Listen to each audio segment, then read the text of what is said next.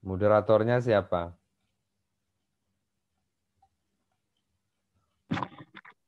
Untuk yang kelompok 5 kelas E, Putri, Pak. Satu orang Putri saja. Nanti Nirmala. Mbak Putri bisa Oh iya. mewakili menjadi moderator semuanya ya. Mbak Putri Ayu Nirmala. Iya, Pak. Oke, silakan Mbak Putri bisa dimulai. Silakan untuk yang presentasi duluan yang kelas apa dan kelompok berapa. Itu ya Mbak Putri. Silakan bisa dimulai Iya. Mbak Putri. Oke. Assalamualaikum warahmatullahi wabarakatuh. Waalaikumsalam warahmatullahi wabarakatuh. Waalaikumsalam warahmatullahi wabarakatuh. Nama saya Putri Nirmala. Saya sebagai moderator mau membuka sesi presentasi bagi Wajahnya 4 di kelompok. videonya dihidupkan. Ya. Saya mau jadi di sini saya akan mendampingi kalian 4 kelompok yang presentasi hari ini. Sesuai yang dikatakan oleh Bapak Hayat tadi, kelompok yang pertama kali presentasi yaitu dari kelompok 5E, kemudian disusul dari kelompok 6E, selanjutnya dilanjut dengan kelompok 5 kelas A dan kelompok 6 kelas A.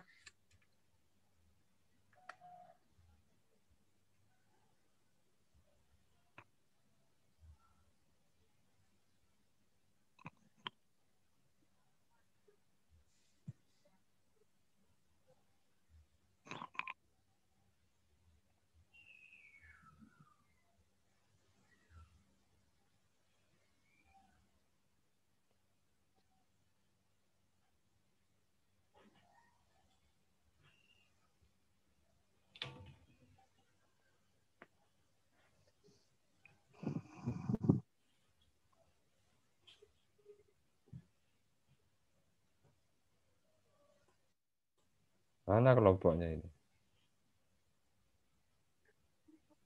Sebentar, Pak.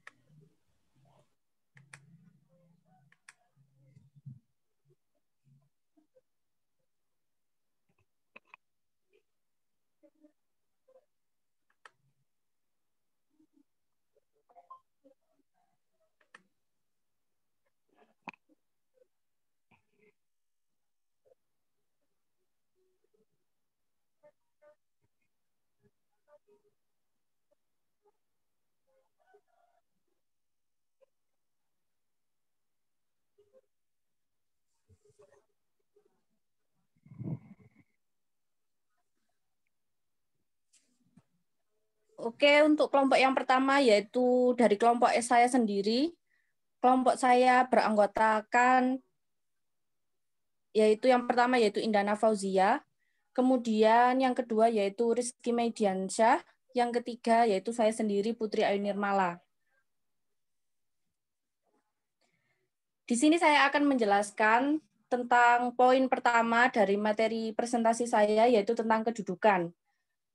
Kedudukan pemerintah atau administrasi negara mempunyai kedudukan sebagai wakil dari lembaga publik dan sebagai wakil dari badan hukum privat. Kewenangan pemerintah sesuai asas legalitas bahwa pemerintah diatur oleh peraturan perundang-undangan dalam kewenangannya. Kemudian, yang kedua yaitu tentang pengertian dari kedudukan itu sendiri.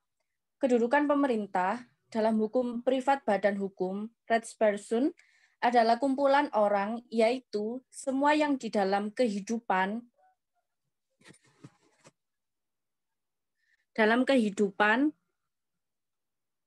masyarakat dengan beberapa perkecualian sesuai dengan apa saja ketentuan undang-undang dapat bertindak, yang sebagaimana manusia, yang memiliki hak dan kewenangan seperti kumpulan orang dalam suatu badan hukum, perseroan terbatas, perusahaan perkapalan, perhimpunan atau sukarela, dan sebagainya.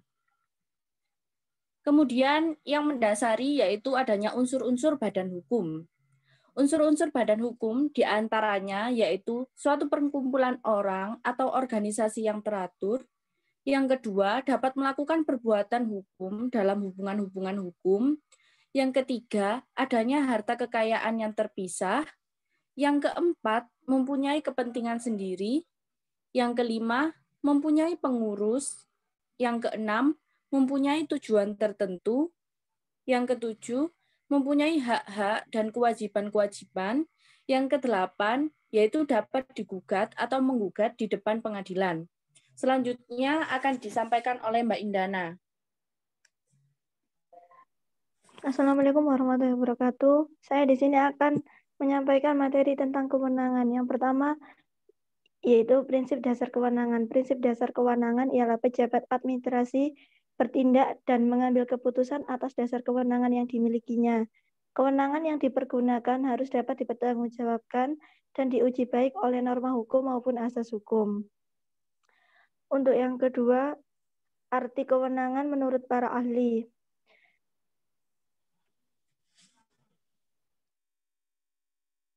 Untuk pertama yaitu kewenangan adalah kekuasaan formal yang dimiliki oleh badan dan atau pejabat administrasi atau penyelenggara negara lainnya untuk bertindak dalam laporan hukum publik yang meliputi beberapa wewenang. Kewenangan menurut Profesor Prajudi Atmos Sudirjo merupakan kekuasaan terhadap segolongan orang-orang tertentu atau kekuasaan terhadap suatu bidang pemerintahan tertentu yang bulat. Menurut Profesor Eko Prasojo, kewenangan selalu melekat terhadap orang, terhadap urusan, dan pemberi kewenangan.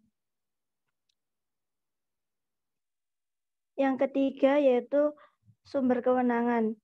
Sumber kewenangan ialah kewenangan pejabat administrasi berasal dari undang-undang yang dibuat oleh legislatif melalui suatu legitimasi yang demokratis.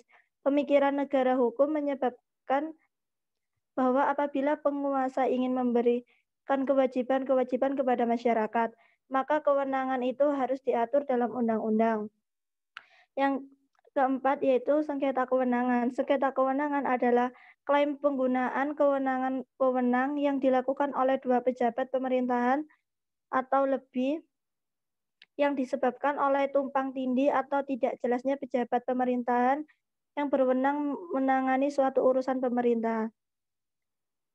Yang kelima yaitu cara diperolehnya kewenangan. Cara diperolehnya kewenangan melalui atribusi yaitu pemberian kewenangan yang baru berasal dari konstitusi dan atau undang-undang. Melalui delegasi yaitu pemindahan atau pengalihan suatu kewenangan yang ada. Melalui pemberian mandat yaitu kewenangan yang diberikan oleh suatu organ pemerintahan kepada organ lain untuk mengambil keputusan atas nama pemberi mandat. Untuk selanjutnya akan dilanjutkan kepada Rizky.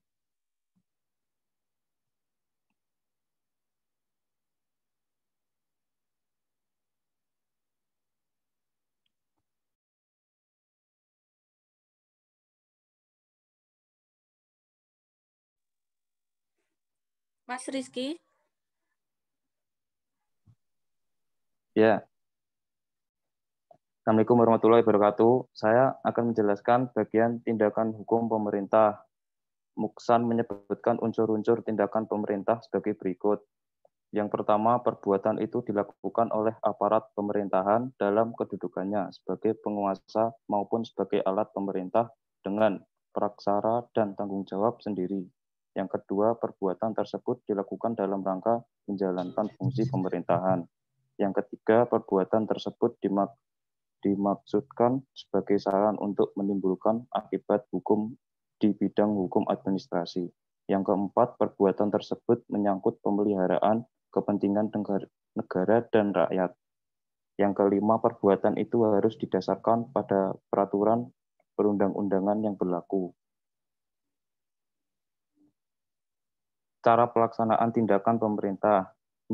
Menurut E. Utrecht, tindakan pemerintahan itu dapat dilakukan dengan berbagai cara, yaitu yang pertama, yang bertindak ialah administrasi negara sendiri. Yang kedua, yang bertindak ialah subjek hukum atau sama dengan badan hukum lain yang tidak termasuk administrasi negara dan yang mempunyai hubungan istimewa atau hubungan biasa dengan pemerintah.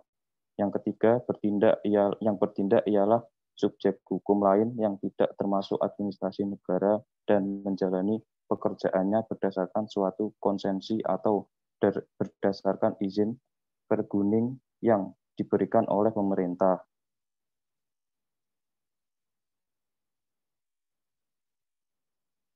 Yang bertindak ialah subjek hukum lain yang tidak masuk administrasi negara dan yang diberi subsidi pemerintah. Yang bertindak ialah pemerintah bersama subjek hukum lain yang bukan administrasi negara dan kedua belah pihak itu bergabung dalam bentuk kerjasama Simon Working yang diatur oleh hukum privat.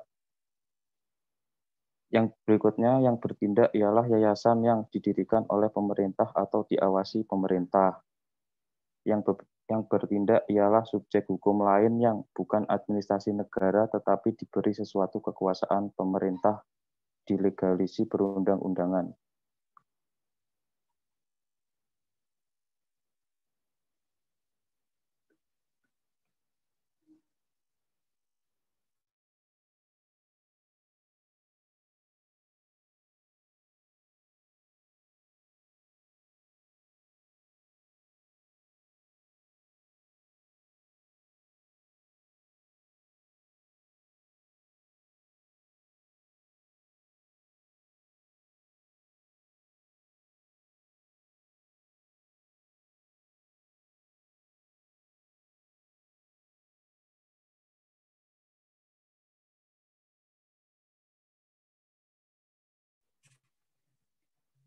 Oke, dari kelompok 5 sudah melakukan presentasi. Selanjutnya yaitu dilanjutkan oleh kelompok 6 dari kelas E. Silahkan kelompok 6 untuk memulai materinya. Maaf, Mbak, dari kelas A.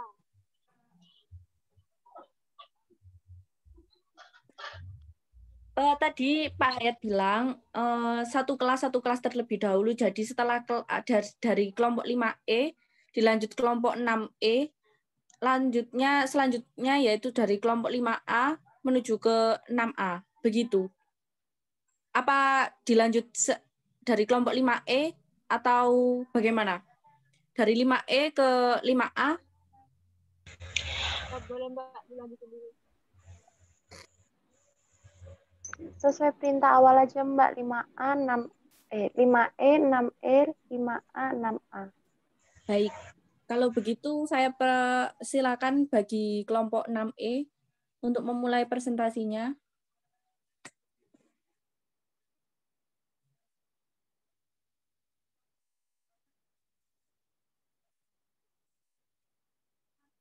Kelompok 6E.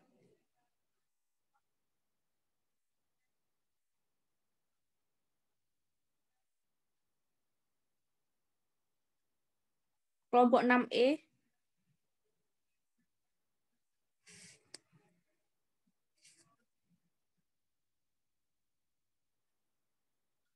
Kelompok 6E ada perwakilannya atau tidak ini? Kok tidak ada yang menjawab?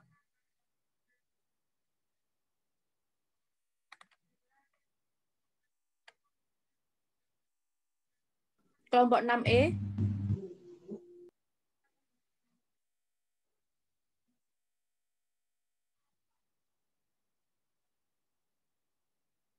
Untuk kelompok 5A sudah siap atau belum? Insya Allah siap. Kalau begitu dilanjut untuk kelompok 5A saja terlebih dahulu sambil menunggu kelompok 6E untuk bersiap. Oke Mbak, silahkan.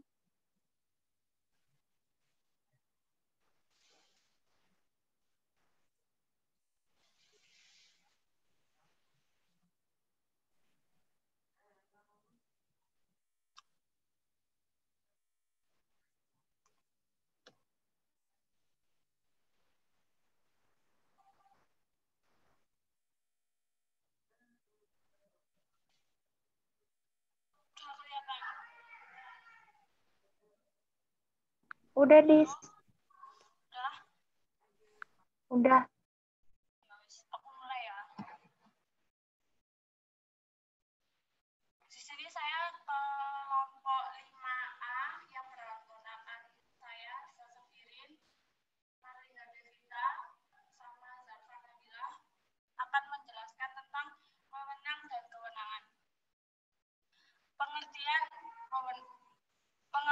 kewenangan.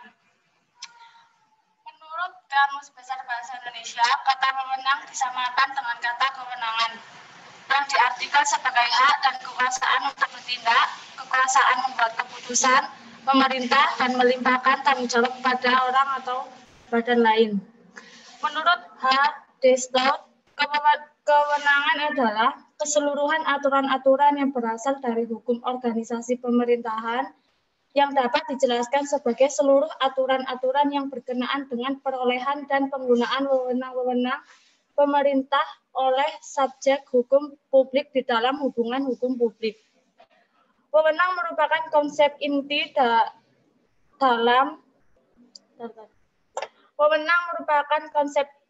dalam hukum tata negara dan hukum administrasi. Sebab di dalam wewenang tersebut mengandung hak dan kewajiban. Bahkan di dalam hukum tata negara, wewenang dideskripsikan sebagai kekuasaan hukum, artinya hanya tindakan yang sah berdasarkan wewenang yang mendapat kekuasaan hukum. Sementara itu, menurut Bagirmanan, sebagaimana dikutip oleh Ridwan HR, mengatakan bahwa wewenang dalam bahasa hukum tidak sama dengan kekuasaan. Kekuasaan hanya menggambarkan hak untuk berbuat dan tidak berbuat. Wewenang sekaligus berarti hak dan kewajiban. Berdasarkan pendapat-pendapat di atas, pengertian kewenangan adalah kemampuan untuk bertindak berdasarkan kekuasaan yang sah. Dikatakan kemampuan untuk bertindak sebab kata bertindak mengandung arti berbuat, beraksi, berlaku, perbuatan, tindakan, dan langkah yang menunjukkan suatu kemampuan. Kemampuan itu harus didasarkan atas kekuasaan yang sah. Hukumlah yang melegitimasi kekuasaan sehingga dikatakan sah. Lalu pengertian wewenang yaitu sumber-sumber kewenangan. Hukum ada karena kekuasaan yang sah. Kekuasaan yang sahlah yang menciptakan hukum. Ketentuan di situ apa? Sumber-sumber hukum itu bagianku. Sorry. Oh, berarti aku lanjut pengertian wewenang.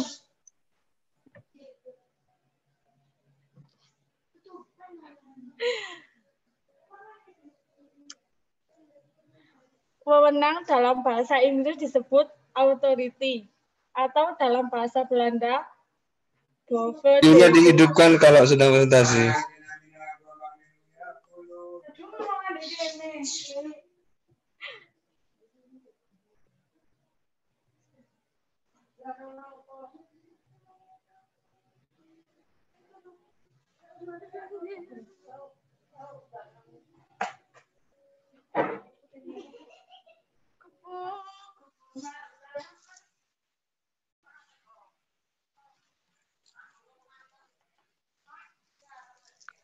Tis.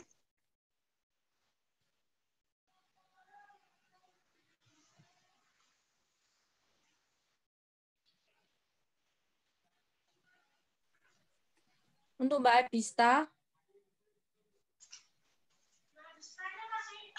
bisa on cam.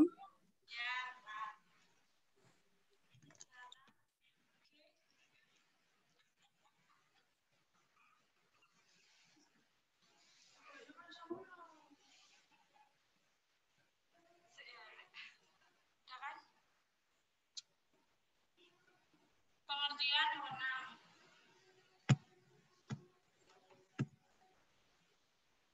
Wewenang dalam bahasa Inggris disebut authority atau dalam bahasa Belanda bevoegdheid, yang kira-kira arti singkat dari wewenang adalah kekuasaan yang sah atau legitim.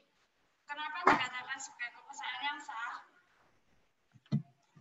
Karena undang-undang yang memberikan kewenangan kesahihan adalah pejabat tersebut, atau dengan kata lain tidak ada kewenangan tanpa undang-undang yang mengaturnya.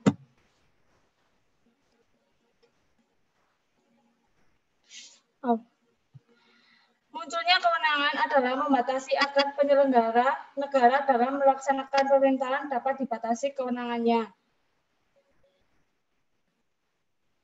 Atribusi adalah pemberian kewenangan pemerintah oleh pembuat undang-undang kepada organ pemerintahan tersebut.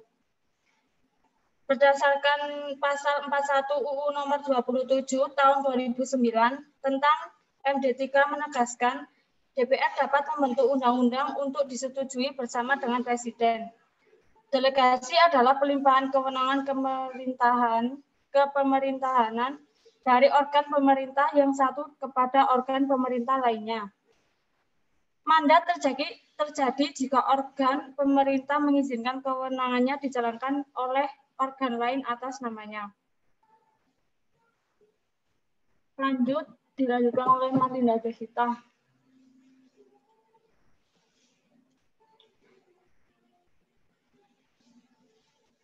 Unmute dulu, Linda. Ya. Sumber-sumber kewenang. Hukum ada karena kekuasaan yang sah. Terus hukum itu bisa dikatakan kekuasaan, tapi bukan nggak setiap kekuasaan itu bisa dikatakan hukum. Terus kewenang yang dilandasi oleh ketentuan hukum itu disebut kewenang hukum, sehingga kewenang tersebut itu merupakan kewenang yang sah. Nah, makanya para pejabat itu biasanya kalau mengeluarkan keputusan biasanya bersumber dari kewenang.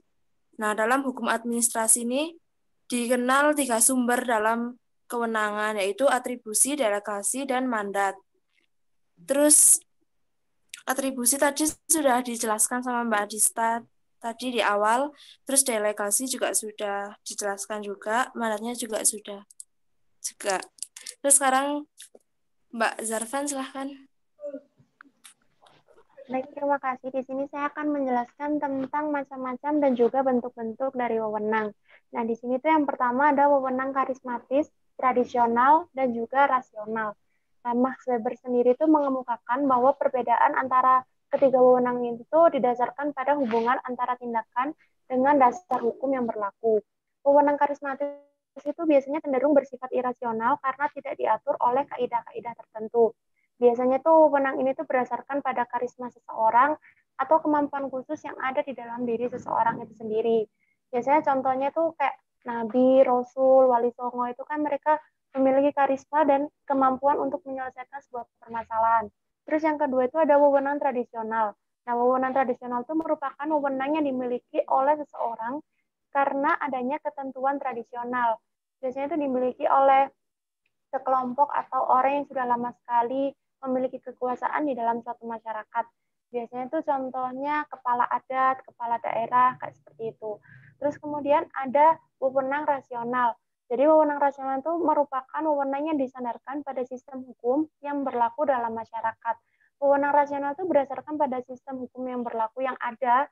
Jadi biasanya itu berdasarkan hukum tradisi, hukum agama, faktor-faktor lainnya juga bisa. Kemudian ada wewenang resmi dan tidak resmi. Nah, wewenang resmi itu adalah wewenang yang sistematis dan rasional yang diperoleh secara resmi berdasarkan kaidah-kaidah yang berlaku. Biasanya itu dijumpai pada kelompok-kelompok besar yang memerlukan aturan tata tertib yang pasti, tegas, dan bersifat tetap. Masing-masing anggota kelompok memiliki hak dan wewenang serta kewajiban dan kedudukan dan peran masing-masing. Kemudian ada wewenang tidak resmi, merupakan wewenang yang terdapat pada kelompok-kelompok yang tidak resmi yang diperoleh secara spontan, situasional, dan didasarkan pada faktor persahabatan maupun faktor kekeluargaan.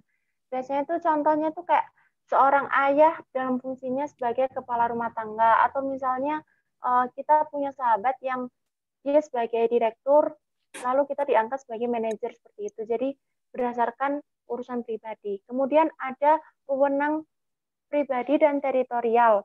Wewenang pribadi itu merupakan wewenang yang diperoleh berdasarkan ikatan tradisi yang didasarkan atas solidaritas antara anggota-anggota kelompok.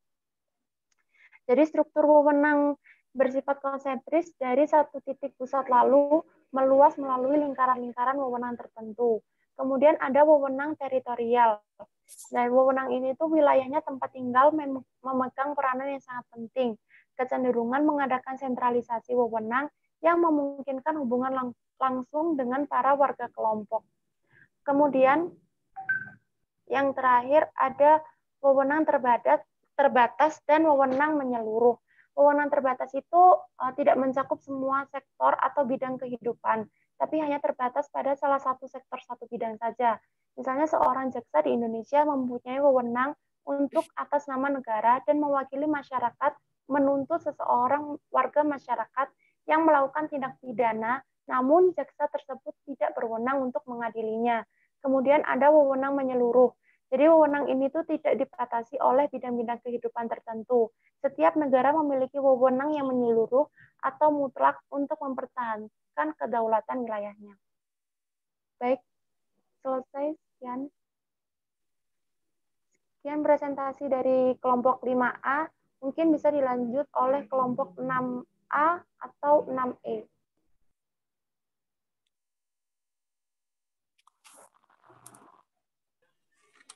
Oke, terima kasih untuk materi yang telah disampaikan oleh kelompok 5A. Selanjutnya untuk kelompok 6E dipersilahkan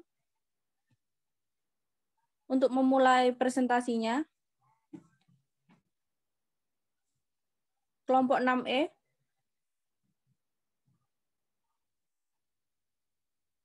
Kelompok 6E.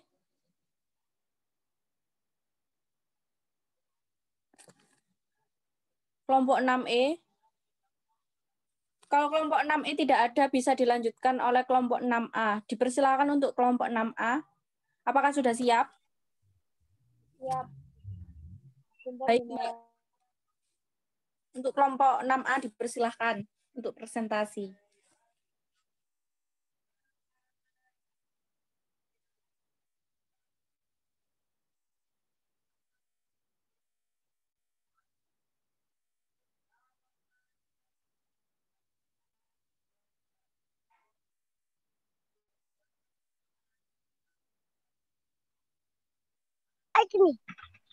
Ngopai kemarin nami iki.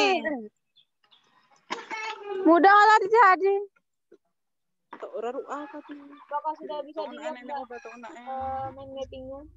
Bakal mak itu hodi doi lah kontak sama pasti. Dua ketemu nenek upana ento.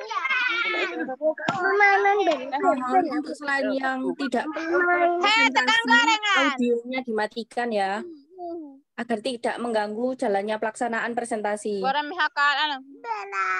Bagi yang audionya masih on, tolong di nonaktifkan bagian tidak presentasi. Mau jadi amal akhir tiba bantal.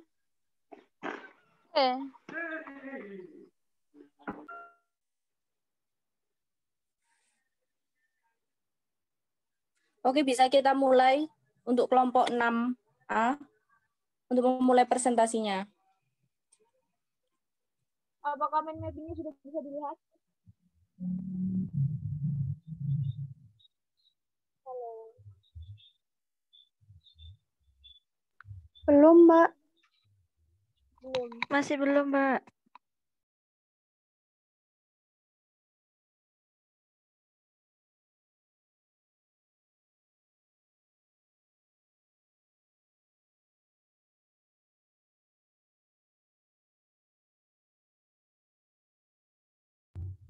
Sudah belum? Masih belum? Sudah. Baik, di sini saya akan menjelaskan tentang instrumen dan perbuatan pemerintah. Yang pertama, saya akan menjelaskan tentang instrumen. Instrumen pemerintahan yaitu alat-alat atau sarana-sarana yang digunakan oleh pemerintah atau administrasi negara dalam melaksanakan satu tugas.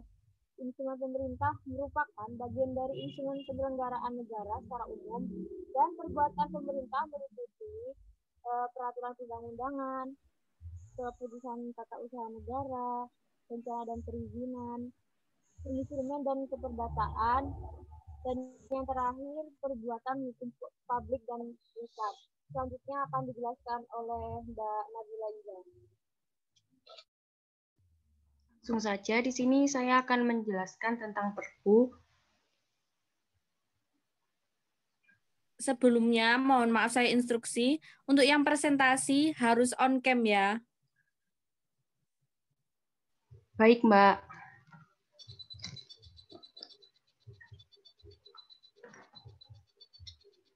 Bisa dilanjutkan? Baik, silahkan. Saya di sini akan menjelaskan tentang Perpu pasal 1 angka 2 UU nomor 5 tahun 1998 mengartikan peraturan perundang-undangan sebagai semua peraturan yang bersifat mengikat secara umum yang dikeluarkan oleh Badan Perwakilan Rakyat bersama pemerintah, baik di tingkat pusat maupun di tingkat daerah, serta semua keputusan badan atau pejabat tata usaha negara, baik di tingkat pusat maupun di tingkat daerah yang juga mengikat umum. Pasal 1 angka 2 UU 10 tahun 2004 tentang pembentukan peraturan perundang-undangan mengartikan peraturan perundang-undangan sebagai peraturan tertulis yang dibentuk oleh lembaga negara atau pejabat yang berwenang dan mengikat secara umum. Selanjutnya akan dijelaskan oleh Mbak Salsa. Baik, saya akan menjelaskan tentang Keputusan Tata Usaha Negara. Keputusan Tata Usaha Negara adalah suatu penetapan tertulis yang dikeluarkan oleh badan atau pejabat tata usaha negara yang berisi tindakan hukum tata usaha negara yang berdasarkan peraturan perundang-undangan yang berlaku, yang bersifat konkret, individual, dan final, yang menimbulkan akibat hukum bagi seseorang atau badan hukum perdata. Bersifat konkret diartikan bahwa objek yang diputuskan dalam keputusan itu tidak abstrak, tetapi berwujud, tertentu atau dapat ditentukan. Bersifat individual diartikan bahwa keputusan tata usaha negara itu tidak ditujukan untuk umum, tetapi tertentu, baik alamat maupun yang dituju. Kalau yang dituju itu lebih dari satu orang, maka tiap-tiap individu harus dicantumkan namanya dalam keputusan tersebut. Bersifat final, diartikan keputusan tersebut sudah definitif, keputusan yang tidak lagi memerlukan persetujuan dari instansi atasan atau instansi lain. Karenanya, keputusan ini dapat menimbulkan akibat hukum.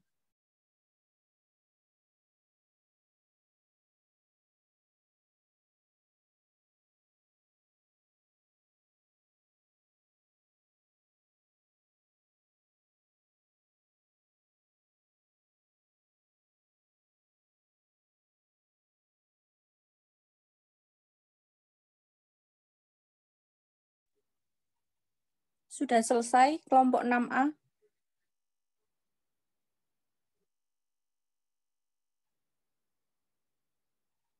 Apakah kelompok 6A sudah selesai? Lanjutkan, Mbak Diana.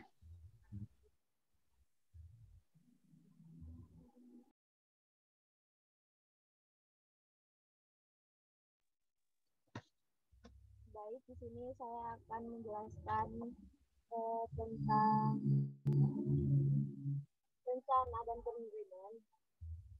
Yang pertama yaitu definisi rencana dalam perspektif hukum administrasi negara, yang merupakan salah satu instrumen pemerintahan yang sifat haknya berada di antara peraturan perundang-undangan, peraturan kebijakan, dan ketetapan. Dan yang selanjutnya yaitu definisi perizinan. Definisi perizinan yang paling banyak digunakan dalam hukum administrasi negara. Pemerintah menggunakan hukum administrasi negara sebagai sarana yuridis untuk mengendalikan tingkah laku para warga. Dan yang ketiga yaitu unsur-unsur perizinan antara lain yaitu instrumen yuridis dalam bentuk keputusan, harus ada kewenangan yang diberikan peraturan perundang-undangan dan dikeluarkan oleh pemerintah, ditujukan untuk peristiwa konkret, harus memenuhi prosedur tertentu.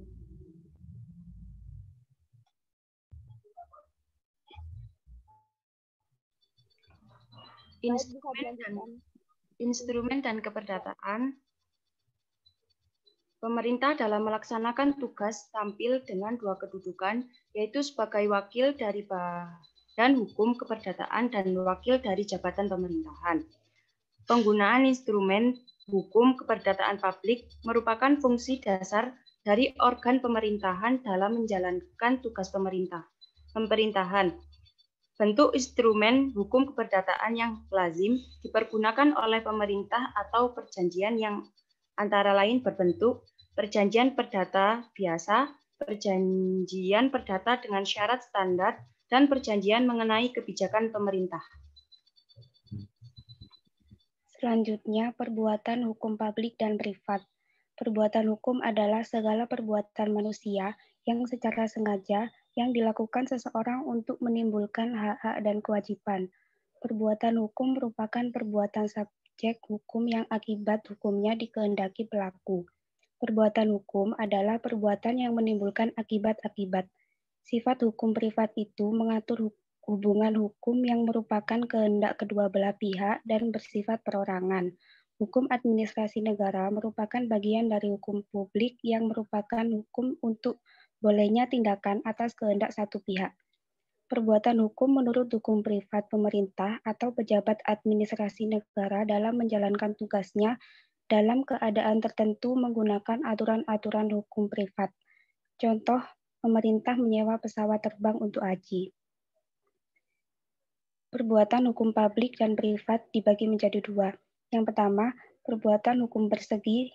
Satu, artinya hukum publik itu lebih merupakan kehendak satu pihak saja, yaitu pemerintah. Jadi, di dalamnya tidak ada perjanjian. Jadi, hubungan hukum yang diatur oleh hukum publik hanya berasal dari satu pihak saja, yakni pemerintah dengan cara menentukan kehendaknya sendiri. Yang kedua, hubungan publik persegi dua, yaitu perbuatan pemerintah tersebut, perbuatan hukum dan akibat hukumnya baru dapat timbul setelah adanya kata sepakat antara pemerintah dengan pihak lainnya.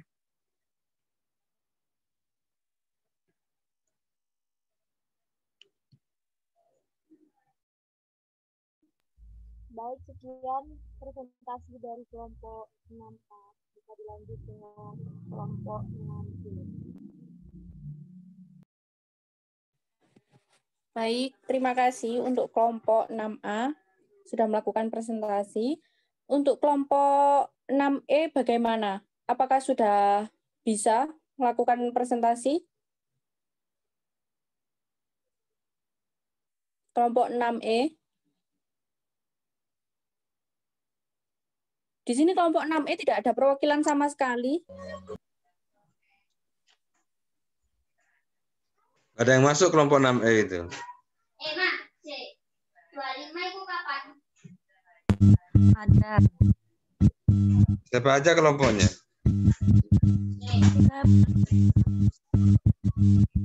Empat ibu Rabu.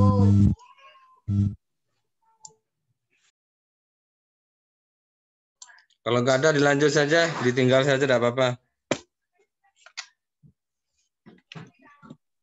Jadi ini langsung langsung pertanyaan, Pak. Ya sudah, langsung tanya jawab aja. Baik, dari ditinggal saja kelompok 6 tidak apa-apa. Baik, Pak. Baik, untuk ketiga kelompok yang sudah presentasi dari presentasi 5E tadi, apakah ada yang mau bertanya?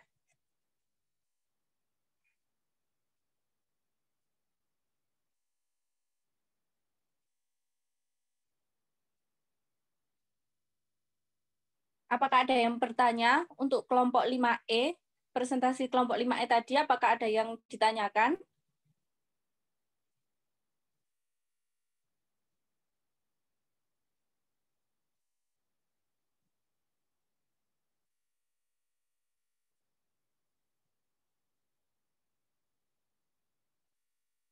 Tidak harus dari kelas E untuk yang bertanya. Tidak harus dari kelas E ya yang bertanya untuk materi yang disampaikan dari kelompok 5E tadi. Dari kelas A juga bisa bertanya. Apakah ada yang ditanyakan?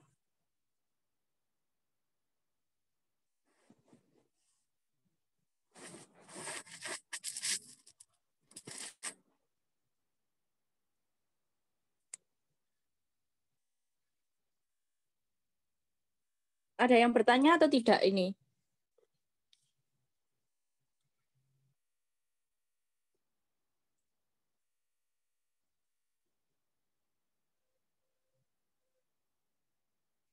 Kalau gitu kita skip dulu untuk yang kelompok 5E. Selanjutnya apakah ada yang bertanya untuk presentasi dari kelompok 5A? Saya mau bertanya. Baik. Untuk kelompok 5A, tadi katanya Mbak Marlinda itu tidak semua kekuasaan itu bisa dikatakan hukum. Itu contohnya yang bagaimana? Mungkin bisa dimengerti dengan menggunakan contoh. Terima kasih. Bisa diulang, Mbak? Tidak semua? Tidak semua kekuasaan itu bisa dikatakan hukum. Oke. Dan disuruh memberikan contohnya, begitu ya maksudnya? Contohnya saja, biar bisa dimengerti gitu. Baik, terima kasih. Selanjutnya, apakah ada yang ingin bertanya lagi untuk kelompok 5A?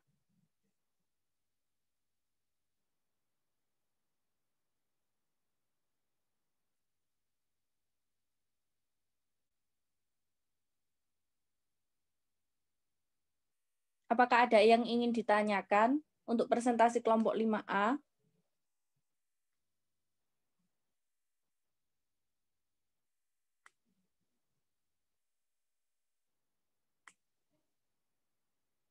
Kalau begitu, untuk kelompok 6A, apakah ada yang ingin ditanyakan? Untuk presentasi kelompok 6A, apakah ada yang mau bertanya?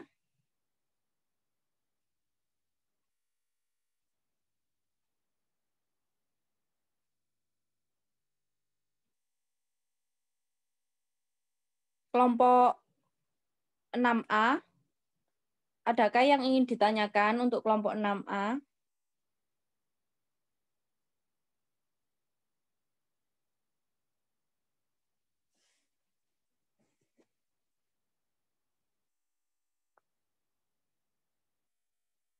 Selanjutnya untuk kelompok 5E, apakah ada yang ingin ditanyakan dari materi yang disampaikan dari kelompok 5E tadi?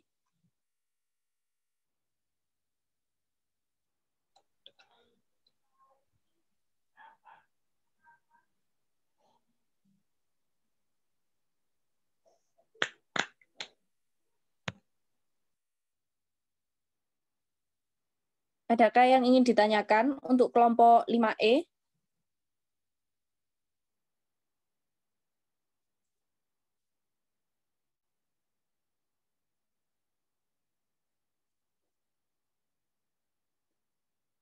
Oke, kalau begitu kita jawab saja pertanyaan dari pertanyaan untuk kelompok 5A tadi. Kelompok 5A, apakah bisa didengar? Iya, Mbak. Iya, sebentar ya, Mbak. Masih diskusi.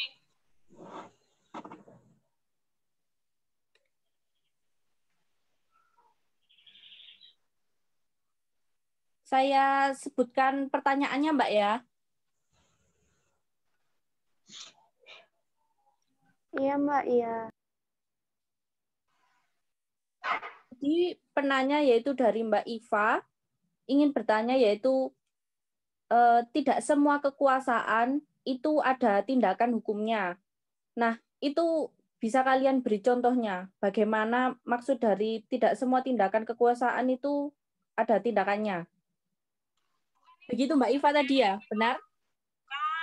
Ya. Bukannya pertanyaannya tidak semua kekuasaan itu dikatakan hukum. Contohnya apa? Kan gitu. Iya, seperti itu.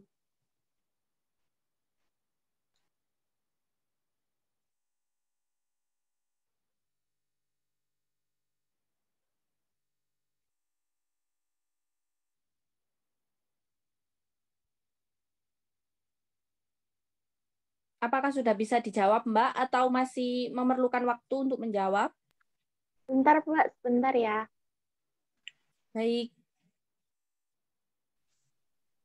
Atau mungkin kalau misalnya ada yang bisa bantu, monggo jawab duluan. Nanti kita setelah menemukan jawabannya akan kita jawab. Baik, Mbak. Bagaimana? Apakah ada yang bisa menjawab? Ada yang ingin membantu memberikan jawaban dari pertanyaan Mbak Iva tadi?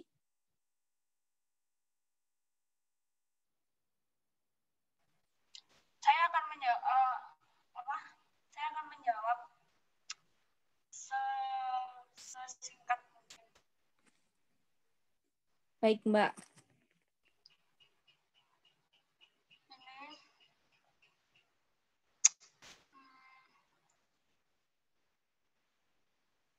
Mengenai hal itu, Van Apeldoorn mengemukakan bahwa hukum adalah kekuasaan.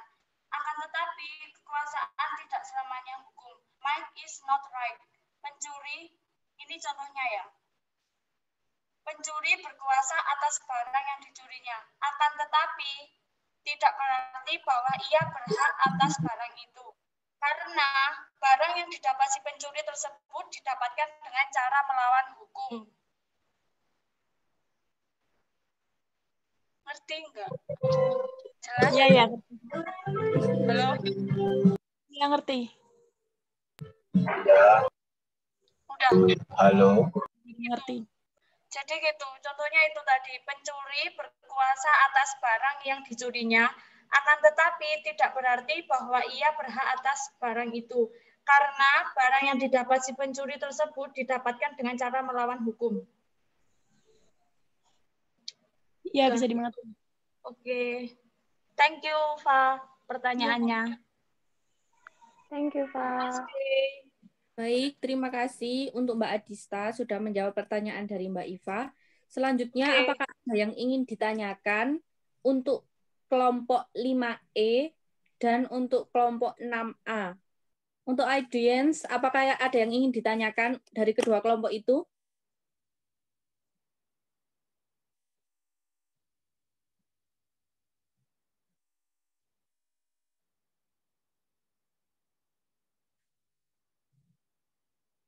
Adakah yang ingin ditanyakan untuk kelompok 5A, 5E, dan untuk kelompok 6E, 6A? Adakah yang ingin ditanyakan?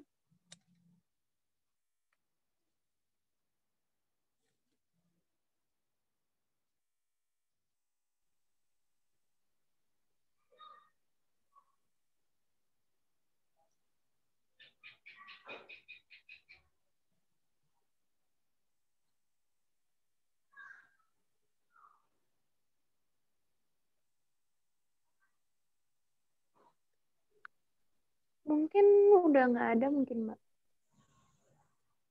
Baik, Mbak. Jika tidak ada pertanyaan, saya selaku moderator dari ketiga kelompok yang sudah presentasi kali ini, saya Ditambahin lagi aja pertanyaannya, dibuka lagi sesinya. Oh, oke, baik, Pak. Minimal satu lagi lah. Baik. Oke, untuk audiens, bagaimana? Apakah ada yang ingin ditanyakan lagi? Bertanya untuk kelompok 5E dan untuk kelompok 6A.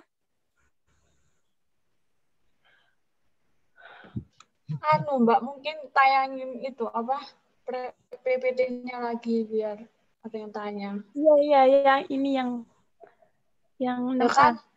Oh, oke, sambil Mbak. disingin. Yang 5E terus yang 6A. Baik. Akan saya share lagi ya untuk PPT kelompok 5E. Iya, Mbak. Iya.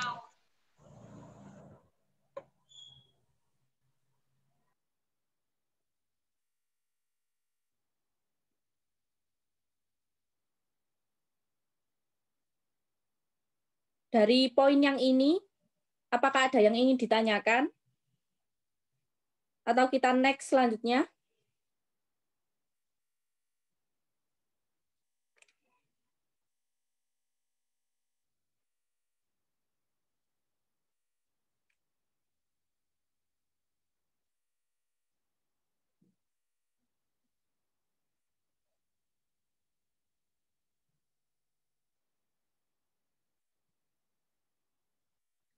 Sampai materi yang ini, apakah ada yang ingin ditanyakan untuk kelompok 5E?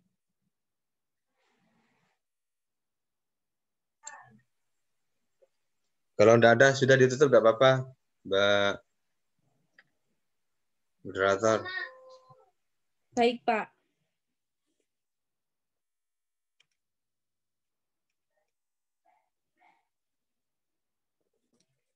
Baik, jika tidak ada yang ingin bertanya lagi, saya, Putri Anirmala selaku moderator, mohon maaf yang sebesar-besarnya jika selama proses jalannya presentasi dari ketiga kelompok, saya kurang fokus atau apapun itu, mohon dimaafkan.